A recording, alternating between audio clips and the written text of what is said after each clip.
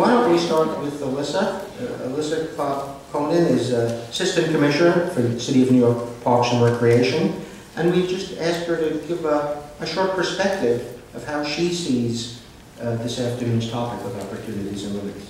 Alyssa, Commissioner. Thank you. And I'm pleased to be joined by a number of my colleagues from New York City Parks today, particularly from our Natural Resources Group, which obviously works very hard on natural resource and ecology-related issues. I serve also as the agency's liaison on resiliency for the city, working with Dan Zerilli's office and the Office of Recovery and Resiliency. And as you're probably all aware, we're working with the plan that was issued last fall, Stronger, More Resilient New York, which had 4 pillars: strengthening coastal defenses, upgrading buildings, protecting infrastructure and services, and making neighborhoods safer and more vibrant. And then its compendium document that the mayor issued more recently in March, One City Rebuilding Together, which also has 4 topic areas really for implementing the plan, which include enhancing policy and planning, expediting securing federal funds, and continuing to collaborate with state efforts, and expanding economic opportunities for all New Yorkers. New York City Parks is one part of the team working on resiliency, both within the city as well as all of the stakeholders here, and I'm particularly pleased to be here because I think it's one place where we can be probably even more integrated. And so we play an important role in the network of resiliency, really for 2 major reasons from my perspective. Oh, here we go. Let's see. The first is about the jurisdictional boundaries and the property that New York City Parks has. Our portfolio comprises 27% of the city's shoreline, not just the City of New York shoreline, but the city's shoreline, period.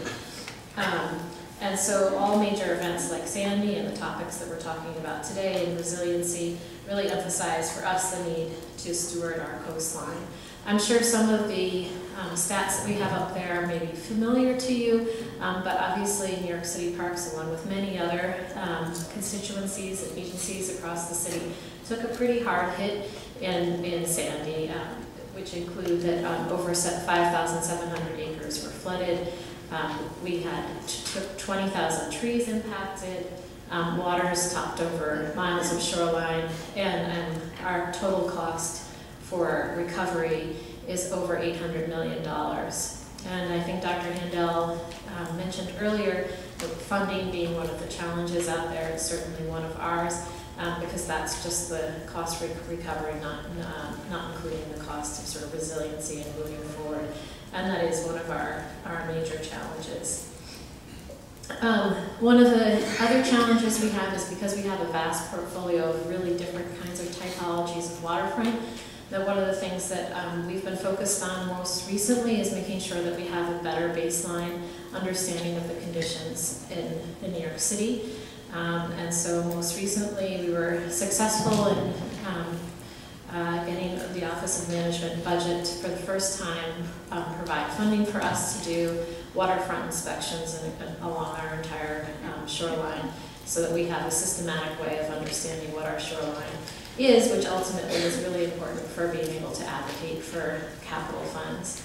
Another thing that was called out in the Stronger, More Resilient New York that we're also working on is creating design guidelines around resiliency, working off of the landscape design guidelines we've issued several years ago that are intended to be, again, a compendium to what we've done before, but would be an online tool for designers going forward in public open spaces.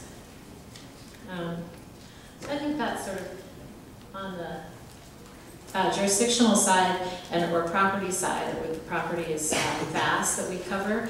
And the second place in which we're very involved in resiliency is the initiatives and interests around natural systems and ecological health. And that's something that our Natural Resources Group in particular focuses on quite a bit. And I'm just going to highlight one of the projects that they worked on, which I think we see as being very successful, and hopefully a model of things that we can do in other instances, which is the Garretson Creek project in Marine Park, where we did an ecological restoration it's obviously, I think, particularly in this context, helpful because it's near a residential community.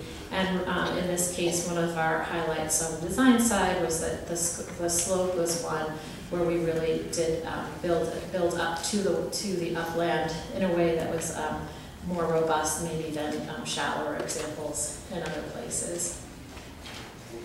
I'm just going to finish up by talking about some of the ways in which we see collaboration going forward as well as challenges. I mean, I would say that for us, the things that come to mind around challenges is around funding and piecemeal approaches, so that if we have limited funding, that often we're only able to do certain limited projects. And so I think partnerships in particular with agencies across state and federal levels, as well as constituents and partnerships that look at ecological boundaries rather than specific projects, are really important to be able to fund things beyond particularly smaller projects.